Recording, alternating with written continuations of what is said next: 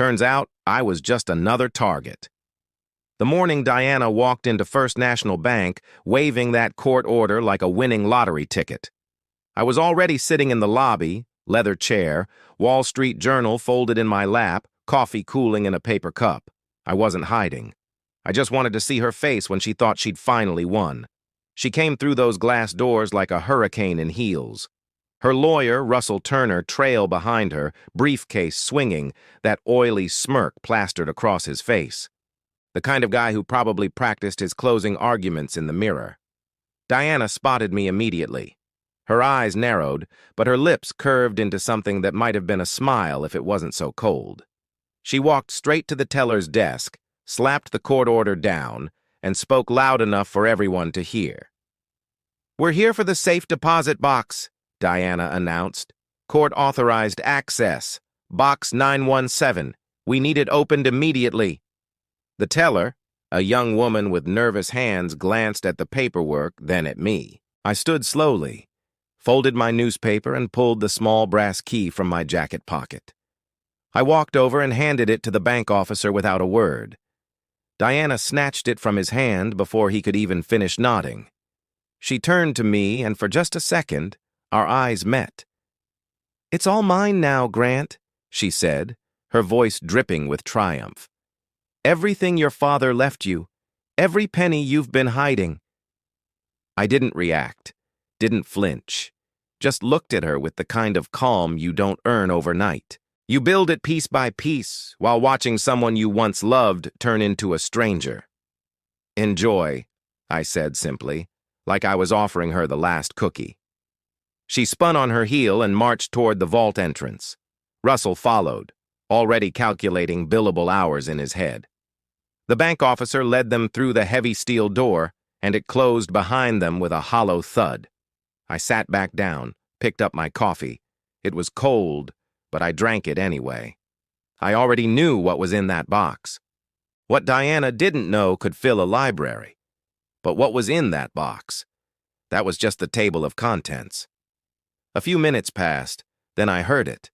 The metallic scrape of the drawer sliding open. Silence. Then not silence. Russell's voice cut through the quiet, sharp and panicked. "Don't touch anything." A pause, then louder, almost frantic.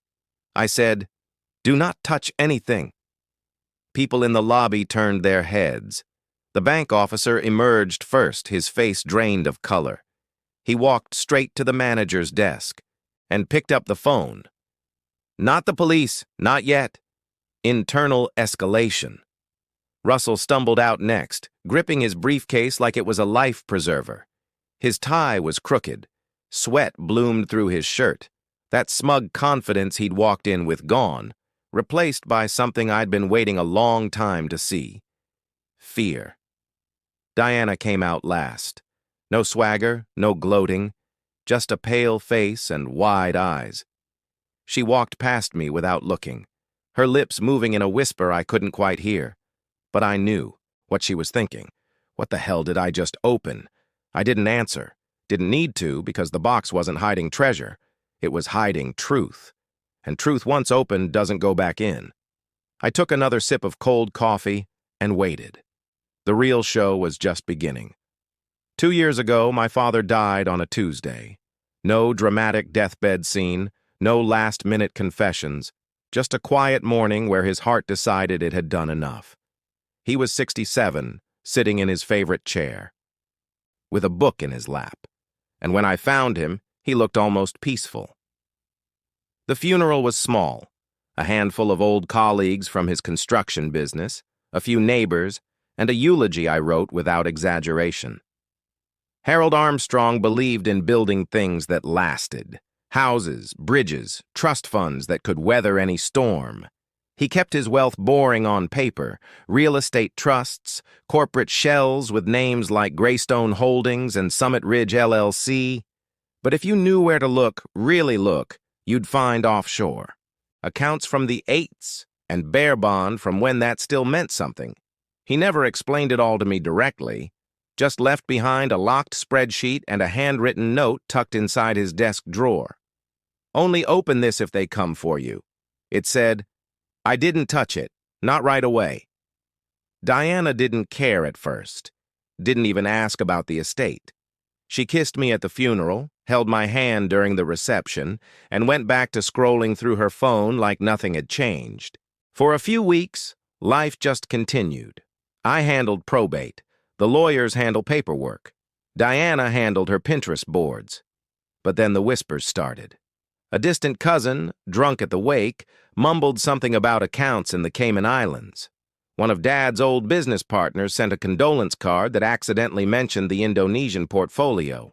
And the real trigger, a trust officer from a firm in Bermuda, called our house phone while I was at work. Diana answered. She listened to that voicemail 3 times. I know because I checked the call log later. From that moment, everything shifted. Suddenly, she was interested, curious, concerned, she called it. "How much did your father leave you?" Diana asked one night over dinner.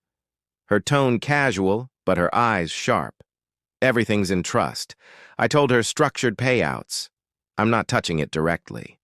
Her smile tightened. "That seems complicated. It's supposed to be." She didn't like that answer. The questions kept coming. At first they were subtle, then they weren't. I come home and find my office drawers slightly open, paper shuffled. My laptop moved from where I left it. She wasn't good at hiding it, not yet. Then she got better. Started checking my cloud backups. Try to guess my passwords. I found a sticky note in her handwriting that said Grant 1234 wedged under her keyboard. She'd been testing combinations. One evening, I walked in on her with her laptop open, scanning through PDF files she'd pulled from my backup drive. Estate documents, trust agreements, asset listings, planning a vacation? I asked from the doorway. Diana slammed the laptop shut, her face flushing. "You don't trust me?" she snapped. "Trust isn't required for inheritance," I replied calmly. "Patience is." She hated that answer. Hated enough that she stopped sleeping in our bedroom that same night. Moved her things into the guest room without a word. And that's when I knew this wasn't about love anymore. It wasn't even about us. It was about access, control, money. My father's note echoed in my head. If they come for you, they were coming. And I needed to be ready. So I unlocked that spreadsheet. Read every line, studied every clause, and I started building something my father would have been proud of. Not a defense, a trap. One she'd walk in with her eyes wide open, thinking she'd finally outsmarted me. And when it closed around her, she'd realize too late that I'd been waiting all along. The first real fault in Diana's mask came during Thanksgiving dinner, at my mother's house. Not a break in her facade, a slip. The kind of mistake you make when you think everyone around you is too distracted to notice. My mother, Linda, had gone all out. Turkey, stuffing, 3 kinds of pie, the whole Norman Rockwell spread. Diana sat across from me, playing the beautiful wife, smiling at the right moments, laughing at my uncle's bad jokes. Our son Logan, for years old, sat in his booster seat between us, picking at mashed potatoes with his fingers. Everything seemed normal until Logan looked up at Diana and said loud enough of the whole table to hear, "Mommy!" when his Garrett coming over again. He said he'd bring me another toy truck. The table went silent. Forbes froze mid-air. My mother's smile faltered. Diana's face went white, then flushed red. "Logan, sweetie," Diana said quickly, forcing a laugh. "You mean Gary from the daycare? He's one of the teachers." But Logan shook his head, confused. "No, Mommy. Garrett, the one who took us to the park. You said he's our friend." I didn't react, didn't say a word. Just took a sip of water and watched Diana scramble. "He's just a friend from the gym," she said, looking around the table with a brutal smile. "Logan gets confused sometimes." My mother glanced at me, concern flickering in her eyes. I gave her a slight nod. Not now. Later, dinner continued, but the air had shifted. After dessert, while Diana was in the bathroom, my mother pulled me aside in the kitchen. "Grant," she said quietly, drying her hands on a dish towel. "Who's Garrett?" "A problem I'm handling," I replied. She studied my face the way only a mother can. "Are you all right?" "I will be." She didn't press. To squeeze my shoulder and went back to wrapping leftovers. But I could see it in her eyes. She knew something was wrong. She just didn't know how deep it went. That night after we got home and Logan was asleep, I sat in my office and opened a file I've been building for weeks. Photos, timestamps, license plate numbers. I'd hired a private investigator 3 months earlier right after I found Diana's second phone hidden in her gym bag. The kind of phone you only need if you're hiding something. The investigator's name was Cole Braddock, former cop, now freelance. He didn't ask questions, didn't judge, just delivered facts. And the facts were damning. Diana had been seeing Garrett Price for over a year. Meetings at coffee shops, long lunches at hotels, downtown, afternoon trips to his apartment while Logan was at daycare. Garrett was 42, worked in commercial real estate, and had a wife and 2 teenage kids at home. Diana knew she didn't care. But the worst part, the part that made my blood run cold, was the recording Cole had sent me 2 weeks ago.